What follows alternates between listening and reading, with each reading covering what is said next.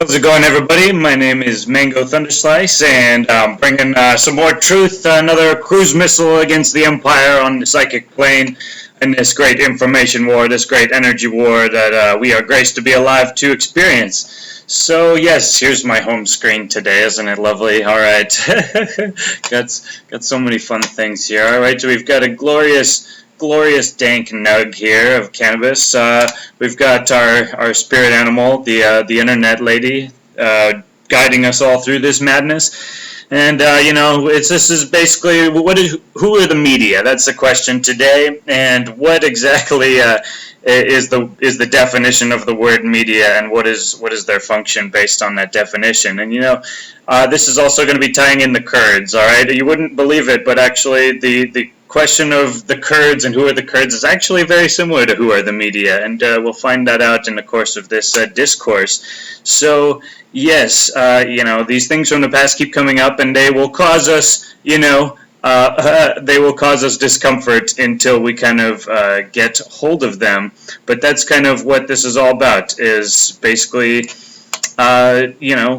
using information to have reorient ourselves, in a different world with so much more information. It's hard to really stay balanced, and I've kind of made a life practice of trying to do that, as best I can. So, all right, here we go. Oh, let me get things right here.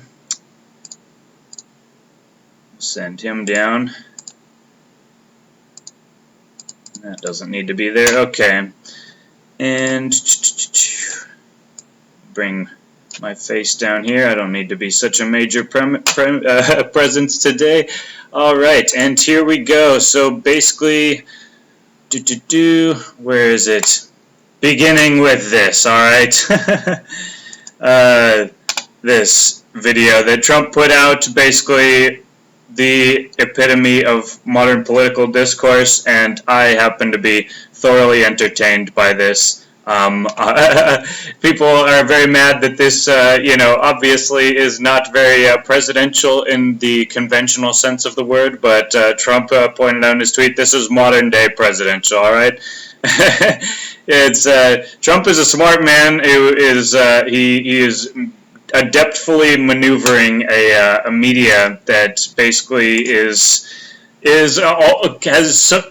grown so accustomed to its power and its unquestioned authority, but it's not happening anymore, and I'll explain why in a little bit. But that kind of brings me over to basically We Are Change, Luke Rudkowski, who's an honest journalist. And, just an independent journalist. I'm one of his Patreon contributors because I just think he does a great job, just going all over the place. And he does as best a job as he can to keep things impartial, or at least, show there is no such thing as impartiality, but in these days there's just honesty about one's bias. And the best you can really do is honestly talk to people of different perspectives and let them have their say. And I thought that Luke did a great job with this, kind of showed the gamut of people, at this event. Very funny video. I recommend you watch it just as a little snapshot into the mental state of, some of the people of this country, not necessarily disparaging anybody, but it's just like on all sides, all right? It's interesting to see who is kind of at least trying to be a little bit logical and who just has completely abandoned the practice. Like, if it ever was, I'll just leave it at that. So basically, and Luke is awesome, but one of the things he's pressing the Trump supporters is, do you support everything that Trump's done, or what about his support of the Kurds? Right? He asked this guy who's Polish. He's like, what do you think of Trump supporting the Kurds? And the Kurds, like, they're communists, they're left leaning, and I know that Luke was just kind of like. A provoking discussion, and it was very good, but he keeps kind of like hammering on this point about basically Trump's going to start World War III in the Middle East, and he's all like, fighting with Russia and Putin. I don't really think that's the case. You can go back to my Unrigged the Game, Mr. Trump video and kind of see more about that, about the fact that Qatar is, all the Gulf countries are so mad at Qatar right now shows that basically the pipeline plan is not going forth in Syria. So it's going to be some other pipeline plan, and that's why Saudi Arabia is protesting. But, ultimately they've got this deadline that's set to expire tomorrow, and nothing's going to happen because they have no power, okay? Saudi Arabia doesn't get to decide when to go to war, okay? The empire gets to decide when to go to war, okay? That's the whole point of the United States being the military empire of the world, is Saudi Arabia doesn't get to just go and attack other countries unless it's sanctioned by the empire, all right? So basically, and Luke is referencing, the U.S. shooting down the Syrian warplane.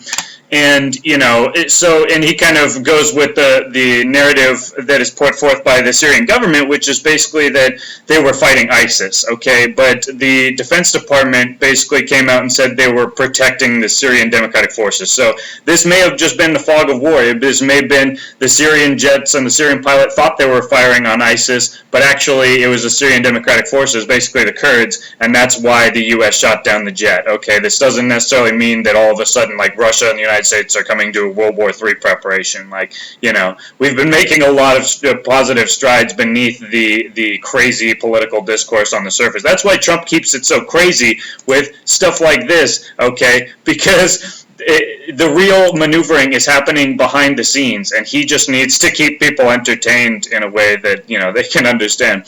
So what appears to be happening is that the Kurds, who the Syrian Democratic Forces, again, who the Trump has kind of put his chips on the Kurds and the SDF, and here's the Kurds in Syria, right, and the Kurds are also in Iraq, and they're kind of a people, and we'll get into more about the Kurds, but basically it looks like along the Euphrates, it seems like what has been offered the Kurds is if they can help repel ISIS from the desert in between Iraq and Syria, they will possibly be granted their own nation state, a Kurdistan, along the Euphrates. And, the Kurds, not many people know anything about the Kurds. I didn't really know anything about the Kurds, but today I just decided to look them up and do a little bit more research.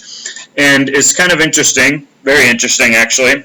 So the Kurds are basically, here's the Kurdish symbol, Roj, which is basically a solar symbol. They're not necessarily Muslim. There's Kurds in a lot of different religions and a lot of different countries. They don't really have an actual nation state. They kind of occupy Turkey and Syria and Iraq and Iran, right? And what's interesting about the Kurds, they are definitely their own game, their own thing in the Middle East. And it's really interesting because, Luke was referencing in here that basically they're anarcho-communists. The Kurds are, and why is Trump allying himself with anarcho-communists? Because political ideologies don't matter in military terms at all. Okay, only forces and motivations and in the matrix of activity is what matters. Okay, so the Kurds, here's kind of a distribution. What's interesting, the Kurds basically consider themselves descended from the Medes, an ancient Iranian people, right? And the Medes, also known as the Media, right, as Media, right, this was northwestern Iran, they spoke the Median language, okay, and the Media was basically, they were the Magi, okay, their religion was Zoroastrianism, and, but we'll get into, so the Median Empire was here, and it's based on, the word its root is med, which means middle or center, all right, and the Middle East basically is kind of the center of the entire landmass of, basically Eurasia and Africa. It's kind of there in the center. So basically the media were the center, and the media for us, why Trump is on this whole crusade against the media, they occupy the center. They are the middleman of information, okay, the media, middle, okay, they are the middlemen of information. And the reason that the word media today is even associated with that idea is actually goes back to the ancient Media and the Medes, because they were magicians. The Zoroastrianism basically was all about your magi, right, was one of the ancient religions, and it kind of was the beginning of a lot of different aspects of religion today. It's foundation of the word magic and magician, all right, And so, yeah, basically the media, they were the magi, they were the knowledgeable people who knew what the true state of things was and could, we associate magic today with illusions, and that's basically, like Arthur C. Clarke says, any sufficiently advanced technology is indistinguishable from magic, right? That when there's a sufficient disparity between the knowledge of one group of people and the knowledge of another, basically you have the potential for you have the potential for deception, right? And the media, right? Hollywood is a form of deception. The media is all a form of deception, and it's occupying the center, and it's able to create illusions, right? Like Plato and the allegory of the cave, right? They're worshiping fire and they're casting shadows on the walls, and people are memorizing the shadows, the images of the shadows, but they don't actually know what the true forms are. And that is kind of the metaphor that Plato used to describe the kind of mental poverty, the disenlightenment of the population, that they're basically memorizing other people's ideas, but they're not perceiving reality directly. And so Zoroastrianism, the Magi, these guys were basically, heirs to some of the ancient, like, spiritual knowledge. And so, like, I get into in my video about the Irish tribe of Atlantis, right? The Irish tribe of Israel, Fall of Atlantis. That was one of my recent videos, and I get into some crazy stuff, mixing the electric universe with the whole religious, history of the world and mythology and all this stuff. So I'm just kind of continuing with that. But basically, yeah, the Medes were kind of very spiritually adept people who occupied kind of the Middle East and modern-day Iran back in the day. And at some point, they were succeeded by the Achaemenid Empire, basically otherwise known as the Empire. And it's interesting to see the symbols down through history. This is an interesting symbol, the Standard of Cyrus the Great. That looks kind of familiar to another symbol we've seen, right? The Great Seal of the United States is basically that same eagle with its, talons clasping. And here it's basically, the bird is representing the 3 points, right? And there's a double triangle, right, inside of it, showing basically the Masonic knowledge, as above, so below, and, the whole great kind of meaning of the hexagram. And again, people have pointed out the geometry here, Novus Ordo Seclorum, Annuit Coeptis, and it says Mason at the points, blah, blah, blah. Everybody knows it by now. The Great Seal in the United States, they're just showing off the symbols that they took, right? They've created a cult of the state, and it goes back to Rome, the cult of Rome, and all that Rome did was steal the symbols from the Magi and the all the Persians and all the Egyptians and all these different civilizations. They just stole the symbols, repackaged it as a new empire, and that's basically what we've got. And the world that we have today is the playing out of those exact same structures. As hard as that may be to believe, that is what appears to be happening. On my analysis. So yeah, the Magi, the Kurds are, not just Muslims, they're not just Arabs, they're actually more like the Persians, like the Iranians, that go back to the high, steppes of, Central Asia, right, from the mountains. Which, as I said in the other video, Ireland, the Irish tribe of Israel, like if they were going with the narrative that the entire world puts out, that there was this flood, right, about 12,000 years ago, 13,000 years ago, and the spiritual knowledge was only really able to be maintained without breakage at the high mountains, right?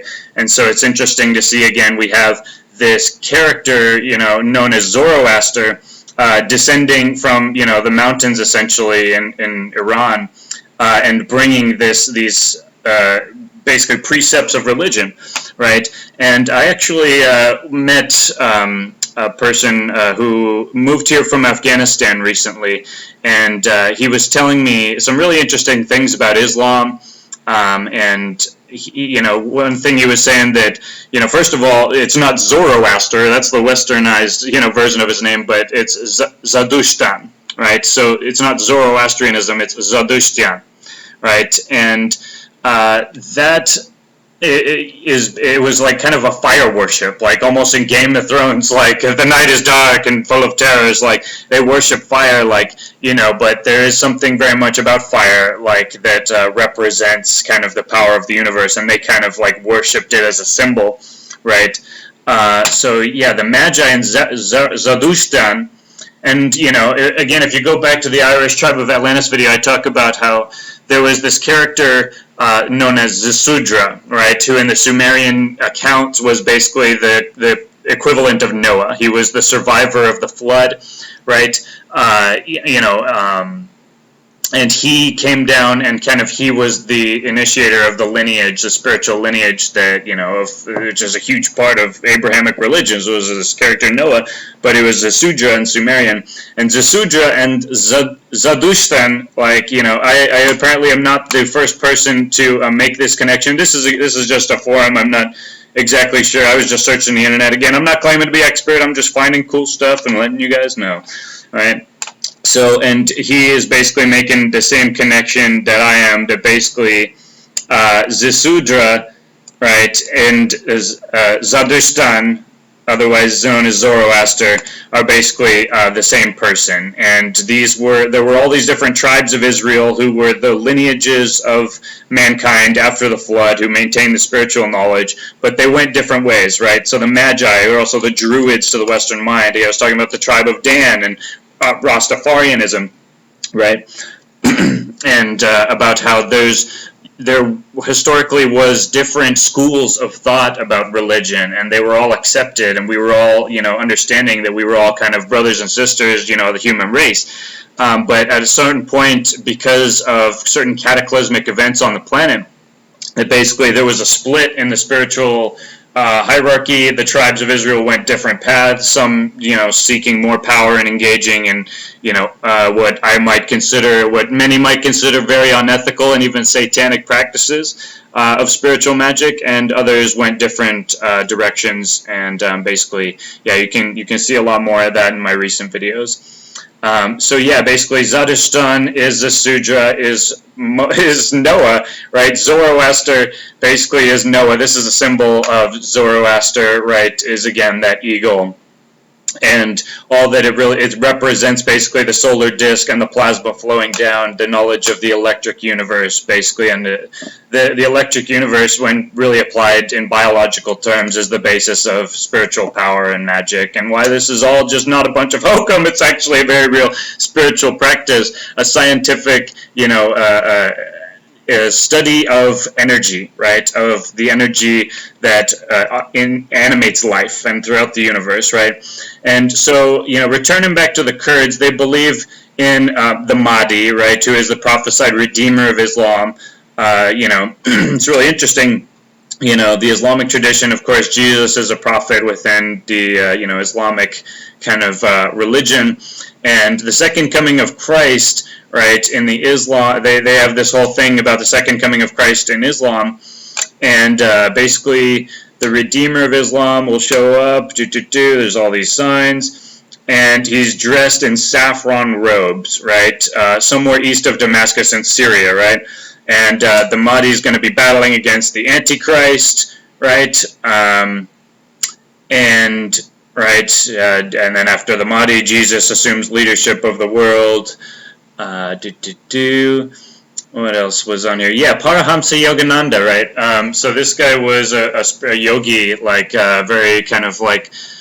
I'm aware of him. I've met people who met him, and he's like kind of just, he was the one who kind of brought yoga to the West, if I remember correctly. He was very much a part of that in the 20th century, bringing yoga to the West. And, you know, he talks about Christ consciousness, and basically, you know, like the true second coming is the resurrection of you, of the infinite Christ consciousness, you know, also stated in the book of Luke, neither shall they say, lo here, or lo there, for behold, the kingdom of God is within you. And so I just wanted to introduce that, you know, Yogananda. I thought that was really powerful contribution to that. But again, the Mahdi shows up basically dressed in saffron robes, and I was like, okay, saffron, I kind of know what that color is, and what does a saffron robe look like? Oh, that's a saffron robe, right? That's not exactly, you know, Muslim wear, is it? these are like Tibetan monks. These are Buddhists, like, and they're wearing the orange robe of the physical manifestation of the where is it? Of the Svadhisthana chakra, yeah, of basically, yeah, physical manifestation and the union, the six-pointed flower, right, of the union of the up triangle and the down triangle, you know, the union of masculine and feminine, that, you know, force, that orgone, you know, positive and negative electric universe force, the ether that basically generates life, all right, is the fractal recursion of electric charge into the different layers of Earth that creates the energetic frequency necessary for life to proliferate, and that is why Earth is such a fertile planet, right? And so when they wear the saffron robes, it's, you know, Svadhisthana chakra, color of physical manifestation, right?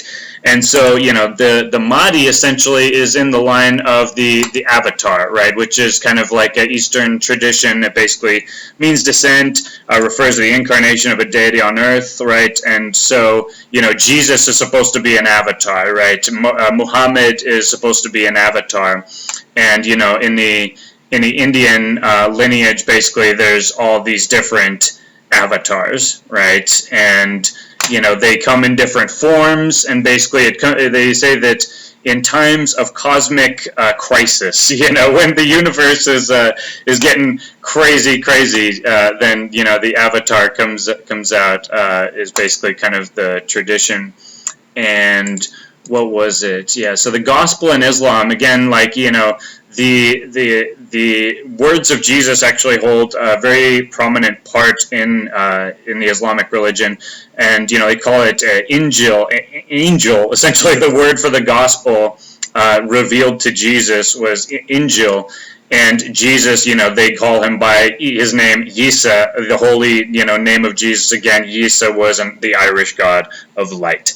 Okay, and again, go to that video, it's got lots of good stuff. So yeah, original gospel of Jesus, they say Yesa, Irish god of light, right? The gospel in Injil is called Injil, aka angel, right? You know, the revealing of divine knowledge to mortal human. Svadhisthana. So kind of, this is what's happening, is that right? So there's, in the Eastern tradition, there's the division of the body into, and the energy body, essentially, not just the physical body, to chakras, basically, which are just different kind of frequencies. They correlate with the 7 primary, you know, colors of the color spectrum, right? And this is just, you know, in the course of 8,000 years of history, they figured out things about the body that, you know, the Rockefeller Foundation and the American Heart Association apparently haven't quite figured out. But the Muladhara chakra is essentially the base chakra. It's associated essentially with excretion, right? And you know, my kind of, they say that we're in a dark age right now, that this is like the end of a dark age, right? And it's been really a shitty world, right? This has been just, you know, it's still a beautiful creation, right? And to those who get out in nature, like, you know, they're constantly reminded of that. That's a true religion, is nature, right? And, you know, because, again, it's the creation, like, you know, God created nature, so maybe you should pay attention to it. If you want to know an artist, maybe you should look at his work, right? So my point is that kind of Earth has been kind of in a very base level frequency where higher thought is not very encouraged. That the world has kind of been this Muladhara. And again, what has been the sign of the age? But, you know, the cross, right? And this is the 4-point petal. And what we're kind of moving into is kind of like a frequency shift. And Svadhisthana is now basically the resonant frequency of Earth. It's this transitioning. You know, again, the Mahdi shows up, the Redeemer of Islam shows up in the saffron robes. And basically, saffron robes, again, the orange is basically like, you know, almost, they're kind of saying in right brain terms that basically the frequency of the Earth will be changing from blood, right, ruled by the Muladhara chakra, and the people will be ready to accept the wisdom that comes with the activation of the Svadhisthana chakra on like a global scale. Of course, every individual human can activate, you know, whatever chakra they're tuning into just by the manner in which they're conducting themselves and, you know, the resonant frequency that they're operating at. You know, a person can live their entire life dominated by purely just sexuality and wanting to get laid, and most people in the West they have, and they still do, and then there's other people who dedicate themselves just to, the heart, right? And there's other people who are just about the body, and there's other people who are just about the mind, right? And there's other people who are just about the spirit, and it's all different frequencies you can tune into. And what is the true power is when you can tune into all of them and activate the spine and basically be all the colors. The true meaning of the rainbow, again, very much associated with the covenant in traditional kind of religious iconography. And basically that's the agreement. The covenant is the agreement, the knowledge of the symbols, and the spiritual agreement. Basically, so, and it's a new earth, right? It's like a mitosis of worlds, right? And there are people who are dedicated to what I call fifth world, and then they're just like, people who, even when they saw people on the Titanic, running for the boats, they just hunkered down and had another drink and said, well, whatever will be, will be. I don't really give a damn anyway. Then they kind of chained themselves down to the deck even, like, hey, if this boat goes down, I'm going down. This is a big boat, so I might as well chain myself to it. And then there's what I call sixth world, basically, and basically people are choosing on their own individual life what to resonate with, whether that they are going to be just living in the path of suffering, right, and continuing suffering on others and not taking spiritual accountability for their own actions and energetic accountability for their own words and thoughts and, emanations into the universe, right? And so it's this whole mitosis of worlds, and that's kind of it, right? Muladhara and Svadhisthana kind of are the different corollaries, Svadhisthana and Muladhara. And, it's interesting because Mahdi, the Redeemer of Islam, comes up in saffron robes, right? Very much dressed like, the Tibetan monks, right? And Kalki is the 10th Avatar, who's in the Hindu cosmology or mythology, who is supposed to show up at the end of the Dark Age, and essentially is shown up on a white horse, right, with a blazing sword. Right, and I just thought that was interesting because in Irish mythology, there's Lu Samildanacht, right? Lu, right? The Irish god of light, master of many skills, right? And so again, I'm just, I love the Irish stuff, and I'm pointing out that there's similarities all over the world in our deepest, most hard-coded cultural aspects, right? And when we actually start to understand the symbols and the stories, the divisions and the walls, basically that divide people and keep them killing each other, all of a sudden they come down, right? And so, basically that we were all a global culture, and the smartest minds throughout history have formed these organizations, to cultivate knowledge, right? So, that brings me to the School of Athens, right? Painted by Raphael, brilliant painting, and pretty much has all these characters in it, kind of showing almost all the different people who are involved in the Italian Renaissance, of just the rebirth. With the Renaissance means rebirth, and I feel like that's what's happening in America right now and all over the world, is a new Renaissance through the internet, right? And again, I'm happy to be participating in that. And the Renaissance and the School of Athens kind of is a visual representation, it's like Raphael's masterpiece, and it's all about all the people that participated in the enlightenment of the species and the proliferation of knowledge that now we are continuing in the line of. And guess who's in that painting? Just as a funny kind of part of this is Zoroaster, Zoroaster, right? Who, again, maybe Moses, right? Or not Moses, Noah, right? So that's just interesting, and that's my point, that basically the Kurds, right, they deserve, a little recognition because they are heirs to an ancient spiritual tradition. And, if the Turks get a homeland and the Jews get a homeland in Israel, and, basically the Irish still have Ireland and the Scots still have Scotland and the English still have England, and, all these different things, but we should recognize the intellectual contribution of humans throughout history that have created the world. And part of that is the spiritual lineage of Zoroaster, and the people who are resonating with that, just like like the Druids and the Rastafarians. This is basically the Rebel Alliance, baby. All right, this is the group. We are the sons and daughters of Israel. We're all part of the tribes of Israel, right? The tribe of Levi, tribe of Dan, they're just different tribes, but all of the different people of earth are the tribes of Israel, right?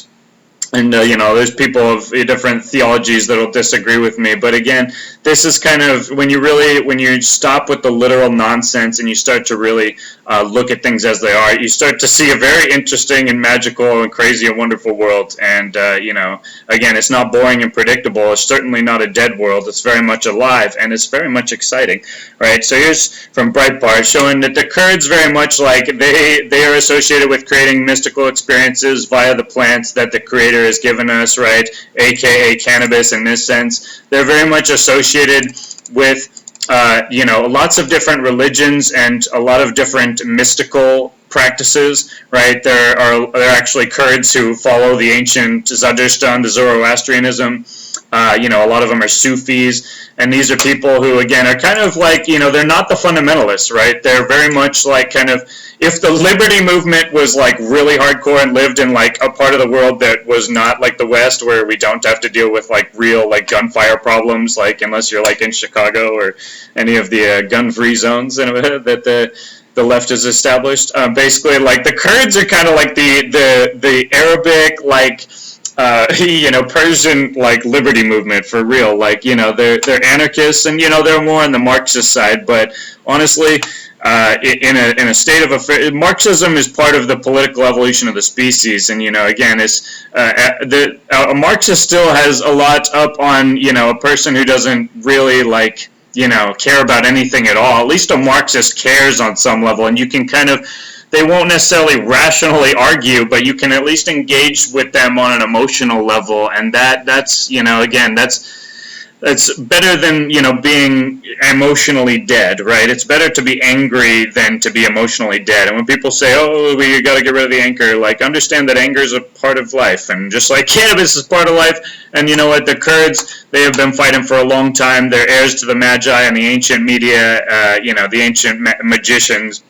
And I think that they should get a chance to basically drive out ISIS, like it seems like Trump and Mattis are giving them an opportunity to do, with this whole gambit in Syria, is basically placing their chips on the Kurds, on the SDP, and basically pushing ISIS out and possibly rewarding them with a Kurdish state.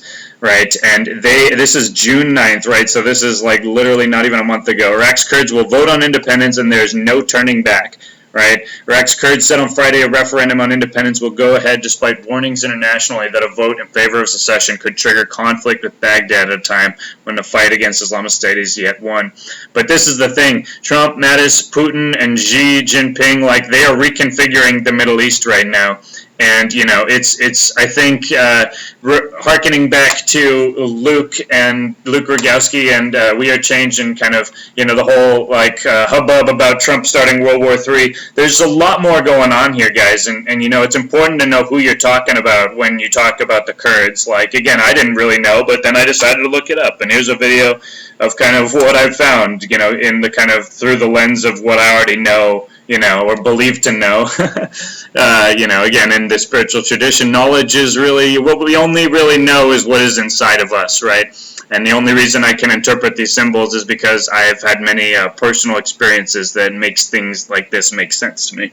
So, a Kurdish village governed by none, right? The Kurds are anarchists. They are very much in line with the philosophy of sovereignty and autonomy, and they, as far as I'm concerned, though they might be nominally a little more Marxist, but again, I was a Marxist before I realized, Ron Paul and, Ludwig von Mises and the Austrian School of Economics. So, probably when somebody brings Ron Paul's message and the Austrian School of Economics and gives them Human Action by Ludwig von Mises, Henry Hazlitt, maybe we'll have ourselves a new libertopia, right? A new anarcho-capitalist, a Kekistan for real, like, literally a place that is at the vanguard of spiritual, political, and kind of social reality, with legal cannabis and redistributed wealth grown, like, from the land. Who knows? I support people being able to have choice and being able to compete with their ideas and just to find out what the best thing is. And that's, what, so there's the ANCAP flag, right? Basically, that's what's up. And, basically they say that a flaming sword, sort of a torch through the night will basically accompany the new age, right? And, you know, the age of peace when all the fighting stops and all the ridiculousness. So I, today, have brought my own flaming sword, right? And I'm going to light it up in honor of the Kurds to Kurdistan, all right? Cheers to Kurdistan. Because that's what's up, right? It's a new world. It's a new earth, right? And what are you going to choose on an individual level? Are you going to be resonating with bullshit and Russia, and oh, we need to wear pussy hats and we need to fight against the system? And, you know, basically, again, this is not about bashing feminism, because, again, there are such powerful women at play in this whole revolution, right? And Lauren Southern and basically, you know, all these other women involved with kind of like, you know, what's being called the alt-right, but really just is just another emanation of that divine feminine. And I think, you know, Kellyanne Conway, right? Kellyanne Conway is the first woman to lead a winning presidential campaign, and she gets no credit from the left. Okay, so this is not about just feminism, right? This is about resonant frequencies. Will you be resonating with the Muladhara chakra or the underworld? Will you choose the blood path, or will you choose to unite the triangles, move from the 4-petal to the 6-petal flower, right? Sixth world. And the 6-petal flower is the masculine, the divine masculine up triangle combined with the divine feminine down triangle, and it creates the hexagram, right? And that's what, you know, the people of the Rothschilds and their, you know, Israeli flag, they claim to be representing that knowledge, but they don't represent that knowledge. And so I'm calling them out for it, because Svadhisthana Earth is coming into reality, baby. And this whole meme war is really the manifestation of it in real time. And it's a beautiful thing. So that's what's up. ANCAP, right? Freedom for everyone. You own yourself, right? You are the ultimate means of production. And, yeah, basically we're going to come in like Luce and Mildenact, and we're going to wipe out, you know, the pedogate guys. And, you know, we're going to institute a paradise on planet Earth. And that actually reminds me, one thing I realized about the Medes and the media, one of the words that is associated, like there's different words, you know, they come from different places. And one of the words that we have today that comes from the ancient Median language is paradise, right?